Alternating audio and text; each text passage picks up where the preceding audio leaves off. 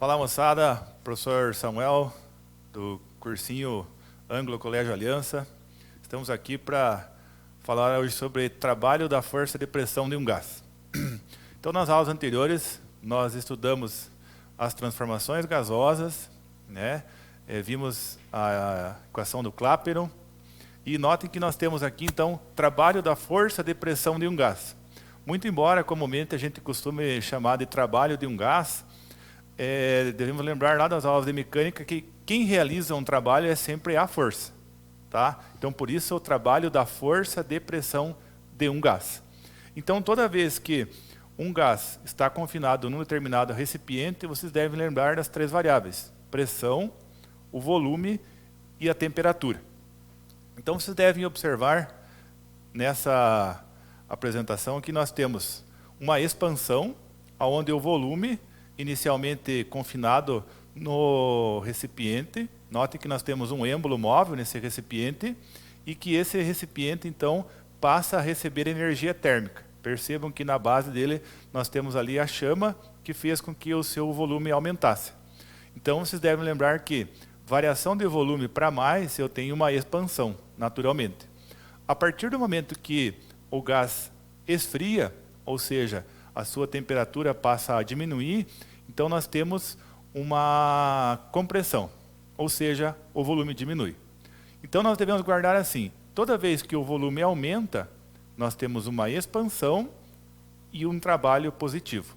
O gás realiza trabalho, fornece energia para o meio.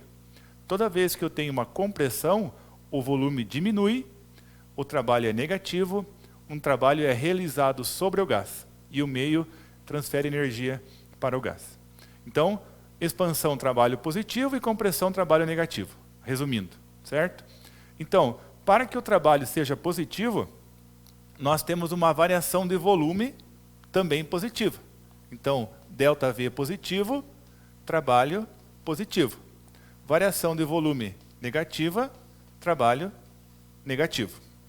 Bom, como que nós calculamos esse trabalho? Então, aqui uma animação para vocês perceberem isso, né? Durante a expansão, então, eu tenho um trabalho positivo, e durante a compressão eu tenho um trabalho negativo. Como que eu calculo esse trabalho? Vocês devem lembrar que o trabalho, lá das aulas de mecânica, é força multiplicado pelo deslocamento pelo cosseno do ângulo. Devemos lembrar também que a pressão é calculada pela razão entre a força aplicada e a área. Porque nós estamos querendo calcular o trabalho da força de pressão de um gás. Então eu tenho que associar essas duas expressões aqui. Pois bem, como eu quero calcular o trabalho da força, se eu passar essa área para cá multiplicando, eu tenho então que a força vai ser a pressão multiplicado pela área. Muito bem. Então, vamos imaginar aqui, eu tenho esse êmbolo em vermelho, que sofreu um deslocamento. Ou seja, sofreu um acréscimo de volume, né? E a altura da coluna de gás aumentou em D. Como nesse caso, vocês devem lembrar que, quando a força e o deslocamento têm o mesmo sentido, esse cosseno ele vale 1. Então, nesse caso, eu tenho isso daqui como sendo igual a 1. E o meu trabalho passa a ter, então, a seguinte representação: força vezes deslocamento somente. Entretanto, para o gás, nós vimos que a força é o quê? Pressão multiplicado pela área. Então, eu tenho aqui trabalho igual a pressão multiplicado pela área multiplicado pelo deslocamento. Entretanto, nesse recipiente cilíndrico que eu tenho, se eu for calcular o volume, vocês devem lembrar que o volume é a área da base multiplicado pela altura. Nesse caso, esse D que se apresenta ali não é a altura da coluna de gás, é o quanto a altura aumentou, ou seja, a variação dela. Ou seja, representa a variação de volume. Então, esse D, eu poderia escrever aqui, ao invés de H, como sendo esse D, e eu vou ter então um volume inicial, antes do êmbolo subir, e um volume final. Então eu posso trocar essa A vezes D aqui por variação de volume. Lembra que para calcular o volume eu faço a área da base multiplicado pela altura. Como ali é só um acréscimo, então eu tenho variação de volume. Então essa expressão aqui me permite calcular o trabalho da força de pressão de um gás. Trabalho, pressão e variação de volume. Pessoal, aqui ó, a gente pode perceber nitidamente essa associação. Ó. A pressão é naturalmente que é constante, é uma transformação isobárica. A variação de volume sendo positiva, naturalmente que o trabalho é positivo. A variação de volume sendo negativa, naturalmente que o trabalho ele é negativo. Muito bem. Então essa é a expressãozinha para calcularmos o trabalho da força de pressão de um gás, quando a pressão ela é constante. Tá, professor? Mas nem sempre a pressão é constante. Já vamos analisar. Então, na transformação isométrica, vimos na isobárica que eu vou calcular o trabalho por aqui. Na isométrica ou isovolumétrica, o volume não varia. Ou seja, o volume inicial é igual ao volume final. Logo, eu não tenho ΔV. Se eu não tenho ΔV, eu não tenho trabalho. Então, toda vez que eu tenho uma transformação isométrica ou isovolumétrica, o trabalho é nulo. Tá? O êmbolo não sobe nem desce, o gás nem expande nem é comprimido. Variação de volume zero. E numa transformação qualquer, então, eu tenho essa relação aqui. Esse gráfico é o gráfico da pressão em relação ao volume, certo? Pressão versus volume. Nesse caso, percebam que de A para B, né, aquela setinha indica de onde para onde há a transformação, porque o volume ele pode aumentar ou diminuir. Então, eu não tenho uma transformação isobárica. Eu tenho uma transformação em que a pressão está variando e o volume também. Então, nesse caso, eu vou calcular o trabalho através da área abaixo do gráfico. Então, nessa representação, eu teria um trapézio, eu vou calcular a área do trapézio, esse trabalho é igual à área, é numericamente igual à área. Então, calculei a área da figura que eu tenho, geralmente é um trapézio, um retângulo, um triângulo. Tá? Calculou a área da figura, o número que eu encontrar é equivalente ao trabalho. Sempre ficar atento a essa setinha, observe como eu falei, ó, ela foi de A para B, mas poderia ser de B para A. Qual que seria a diferença se a área vai ser a mesma? A diferença é que daí o trabalho seria negativo, que é esse caso aqui, que é a compressão. Então é só observar o sentido da transformação. De A para B, nesse caso que vocês estão vendo aí, a área é positiva, trabalho é positivo. De B para A área também é positiva, né? Não tem área negativa. Mas aí eu tenho que lembrar que há uma compressão, então o trabalho ele é negativo neste caso. Se a transformação for cíclica, né, então nessa representação vocês têm ali o gás indo da posição 1 para 2, depois voltando para 1.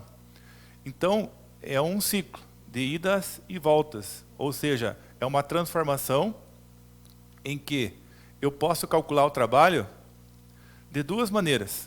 Eu posso calcular o trabalho da área abaixo da curva que vai de 1 para 2, depois abaixo da curva que vem de 2 para 1, e fazer a diferença entre os dois, certo? Então, essa área em amarelo seria a área abaixo da curva 2 para 1, e a área ali esverdeada de 1 para 2. A diferença entre essas duas áreas vai me dar, então, o trabalho do ciclo. Aonde queria ser negativo? Nesse caso, observando a figura, vocês veem que de 2 para 1 eu tenho um trabalho negativo. E de 1 para 2 eu tenho um trabalho positivo. Então, trabalho de 1 para 2 menos trabalho de 2 para 1 vai me dar o trabalho do ciclo. Tá? Ou então eu posso calcular a área da figura. Claro que essa figura ali de 1 para 2 e 2 para 1 é uma figura irregular, né?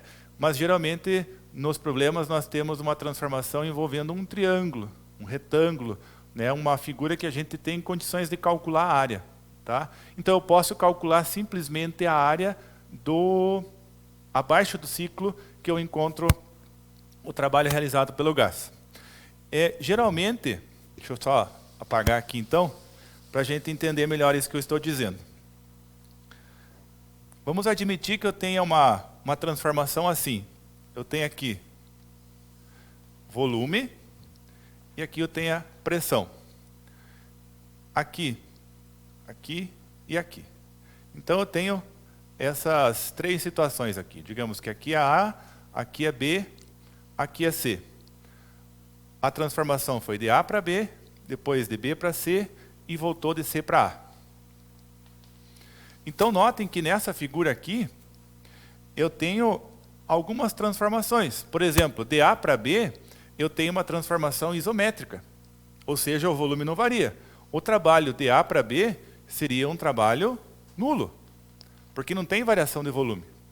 O trabalho de B para C, aí eu posso calcular ele fazendo a área abaixo da reta BC. Abaixo da reta BC, eu tenho então um trapézio. Eu iria calcular o trabalho de B até C igual à área do trapézio. Daí o trabalho de C até A, seria igual à área do retângulo que está aqui embaixo. Deixa eu usar uma outra cor de giz aqui para vocês enxergarem isso. Então eu tenho esse trabalho aqui, ó. Certo? Então o trabalho do meu ciclo seria a junção desses três trabalhos. Então eu iria somar o trabalho de A para B, mais o trabalho de B para C, mais o trabalho de C para A. Somou esses três trabalhos, eu tenho então o trabalho do ciclo. Aqui eu teria zero, aqui eu vou calcular a área do trapézio, aqui eu vou calcular a área do retângulo. Pessoal, tomem cuidado que daí nesse caso aqui de C para A, esse valor é negativo. Tá? Então assim, aqui o volume está aumentando, ó. Aqui eu teria um volume 1 e aqui um volume 2. Então de B para C eu tenho uma expansão, mas de C para A eu tenho uma compressão. Por isso que esse trabalho é negativo. Tá? Outra maneira de calcular então o trabalho desse ciclo, o trabalho A, B, C, é calcular então a área do triângulo. Se eu calcular a área desse triângulo, eu vou encontrar o mesmo resultado que eu encontrei aqui. Então são duas possibilidades de calcular o trabalho do ciclo. Tá? Ou eu calculo a área da figura, ou eu faço então a soma dos trabalhos, tomando cuidado de levar em conta quando o trabalho é negativo na compressão. Trabalho então mais ou menos igual à área do ciclo, porque vai depender do sentido do movimento. Geralmente a gente adota essa representação. Se for no sentido horário, eu tenho um trabalho positivo. Observem, de B para C, eu tenho um trabalho positivo, mas de C para A eu já tenho um trabalho negativo. Então essa representação tem que tomar cuidado com ela. Tá? Beleza? Agora vamos então à resolução do exercício número 1 que vocês têm desta aula na apostila. Deixa eu só apagar o quadro aqui. E eu já deixei esse gráfico do ladinho aqui, que é desse exercício para adiantar. Então diz assim, em um recipiente cilíndrico, 0,25 mol de um gás ideal se encontra em um estado termodinâmico A. Por meio de trocas de energia, o gás evolui a outro estado B. O diagrama a seguir mostra a transformação de A para B. Então nós temos ali os dois cilindros, indicando o estado A com volume menor e o estado B com volume maior. E aí eu tenho o gráfico. Tá? Considerando que a constante universal dos gases perfeitos seja R igual a 8 joules mol Kelvin, a quantidade de energia mecânica trocada entre o gás e o meio na transformação A para B é... Bem, uma coisa eu tenho que tomar cuidado aqui. Então a primeira situação que a gente vai tentar observar é um trapézio de A para B, vou calcular a área do trapézio, calculei a área, eu tenho o trabalho, certo? Errado. Por quê? Porque esse gráfico não é da pressão. Então sempre fiquem atentos, ó, tá? Para eu poder calcular utilizando a área abaixo do gráfico, o gráfico tem que ser pressão e volume.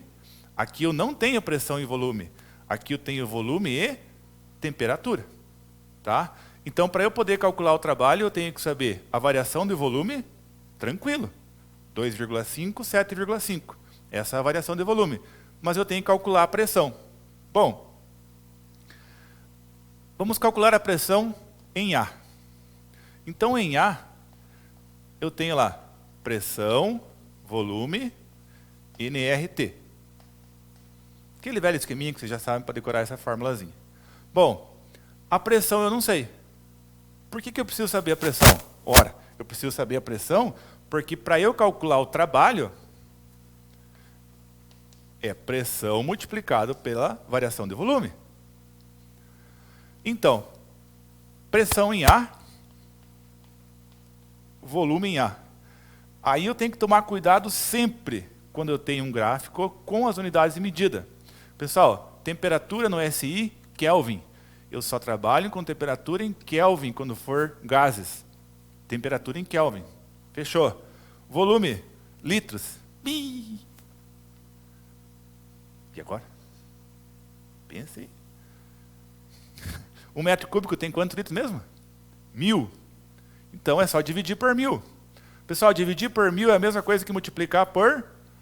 Isso mesmo, 10 a menos 3. Então esse meu volume aqui, em metros cúbicos, seria 2,5 10 a menos 3 e 7,5 10 a menos 3. Vou deixar anotadinho aqui. Volume A, 2,5 10 a menos 3. Volume B, 7,5 10 a menos 3. Então, vai lá. Volume A, 2,5 10 a menos 3. N, número de mols. No enunciado diz que é 0,25. 0,25. O R é a constante. No enunciado diz ali 8 Joule mol Kelvin. Já está no SI. Pessoal, se eu estou usando o volume A, 2,5, eu vou usar a temperatura A, 300.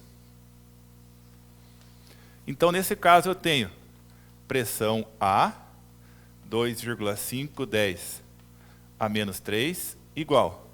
Agora eu tenho que multiplicar esse número aqui. Vou pedir ajuda para os universitários que estão atrás da câmera. Vocês vão fazendo aí em casa, nada de moleza não. E vocês façam no papel, porque no vestibular você não pode usar calculadora. Isso. Aqui, por exemplo, 0,25 vezes 300, você pode imaginar que aqui é 100, então vai ficar 25, né? Então vai ficar 25 vezes 8, que vai dar 200. E 200 vezes 3, que dá 600. Então dá 600. Não deu tempo de deixar a calculadora ainda, mas dá 600. Você só vai conferir agora. Daí esse 2,5, 10 a menos 3, está multiplicando, vem para cá, dividindo. Acertei? Beleza. Então, ó, pressão em A vai ficar 600 dividido por 2,5 10 a menos 3. 600 dividido por 2,5...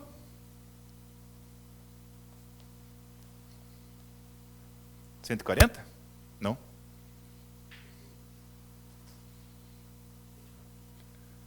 $240. Pessoal, 240. Aí lembre assim, ó. Vou fazer certinho aqui, porque vai que tem algum professor de matemática assistindo, que a gente fala assim, ó, esse aqui está menos, passa para cima, fica mais. Na verdade, não, né? Quando eu não tenho nada aqui, é como que a potência fosse 10 elevado a 0. Expoente de cima menos o de baixo, 0 menos 3, vai ficar mais 3. Então ficaria 240 vezes 10 a terceira. Newton por metro quadrado ou Pascal. Então essa é a pressão no ponto A. Essa é a pressão que eu vou utilizar então para calcular o trabalho. Opa, mas por que não pode ser a outra? Não pode ser a pressão em B? Porque a pressão é a mesma. Mas como que eu tenho essa certeza? Vamos pensar assim, ó. O que aconteceu com o volume de A para B? Ficou quanto maior? Ficou 3 vezes maior. Triplicou. O que aconteceu com a temperatura? Triplicou. Quando isso acontece, é porque a pressão ela é constante. Mas, homem do céu, não vou me lembrar disso na hora de fazer. Então faz a pressão em B, só que você vai perder tempo. E você tem um tempo para resolver cada questão. Então, quanto mais você demorar, pior é. Por isso que eu estou indicando esse macete aqui, ó. Grandezas diretamente proporcionais, ó. Triplicou a temperatura e triplicou o volume, é porque é uma transformação isobárica. Se você quiser calcular a pressão em B, o que nós teríamos aqui, ó? 7,5 10 a menos 3. Aqui é constante e aqui vai ser 900. Então aqui vai ficar 3 vezes maior e aqui vai ficar 3 vezes maior. Você pode simplificar o 3 aqui com o 3 aqui e vai dar o mesmo resultado, certo? Então, a pressão em A é igual à pressão em B. Ou seja, é uma transformação isobárica. Se a transformação é isobárica, então agora vamos calcular o trabalho. Trabalho P delta V. Pressão 240, 10 a terceira. Variação de volume. Pessoal, esse delta V aqui, ó, então eu vou ter 7,5 menos 2,5. 7,5 menos 2,5. Então a minha variação de volume é 5. 10 a menos 3 metros cúbicos. Claro que isso aqui eu vou fazer, mas não precisa fazer, né? Dá para ver, 2,5 para 7,5, então é 5. Então 5, 10 a menos 3. Então você vai multiplicar 240 por 5. 240 vezes 5 é 1.200. 3 menos 3, 0. 1.200 joules. Achei que eu tinha feito errado.